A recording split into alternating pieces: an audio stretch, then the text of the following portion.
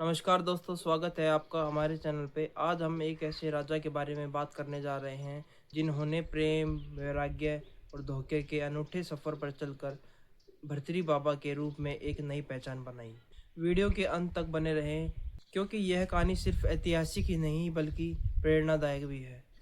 यह कहानी आज से लगभग 2500 साल पहले की है, जब उज्जैन नगर के राजा गंधर्वसेन थे। उनके 2 पुत्र हुए।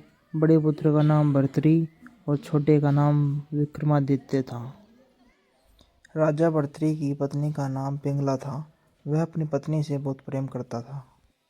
राजा भर्तरी अपनी पत्नी की सुंदरता से इतना मोहित हो गए, धीरे धीरे वो अपने कर्तव्यों को भुलाने लगे। थोड़े दिनों बाद उज्जैन नगर के राजमहल में गुरु गोरखनाथ जी पधारे। राजा भर्तरी को पता चला कि उनके राजमहल में गुरु गोरखनाथ जी का आगमन हुआ है। तब राजा भर्तरी उनके पास आए और उन्होंने उनको प्रणाम किया। राजा भर्तरी ने गुरु गोरखनाथ जी की कई दिनों तक खूब सेवा करी। राजा भर्तरी की सेवा से खुश होकर गुरु गोरखनाथ जी ने दिव्य फल भेंट किया और कहा, राजा तुम सदा जवान बने रहोगे, बुढ़ापा तुम्हें छू भी नहीं पाएगा। इतना कहकर गुरु गोरक्षनाथ जी वहाँ से चले गए।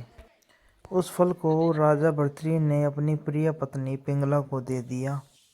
रानी पिंगला उस नगर के कोतवाल से प्रेम करती थी। वह दिव्य फल को रानी ने उस कोतवाल को दे दिया, लेकिन कोतवाल रानी से ज़्यादा उस नगर की वेश्या से बहुत प्रेम करता था और उसने वह फल वेश्या को दे दिया। लेकिन वेश्या ने सोचा, अगर मैं यह फल खाऊंगी तो सदा जवान बनी रहूंगी और मुझे यह नरक में हमेशा रहना पड़ेगा। तब इस फल को वेश्या ने राजा भर्तरी को देने का विचार लगाया। वेश्या ने उस दिव्य फल को ले जाकर राजा भर्तरी को दे दिया। दिव्य फल को देखकर राजा भर्तरी आश्चर्यचकित रह गए। उन्हें लगा कि रानी पिंगला के पास से किसी ने यह फल को चुरा कर यह वेश्या को दे दिया। इसलिए उन्होंने वेश्या से पूछा कि यह फल तुम्हें किसने दिया।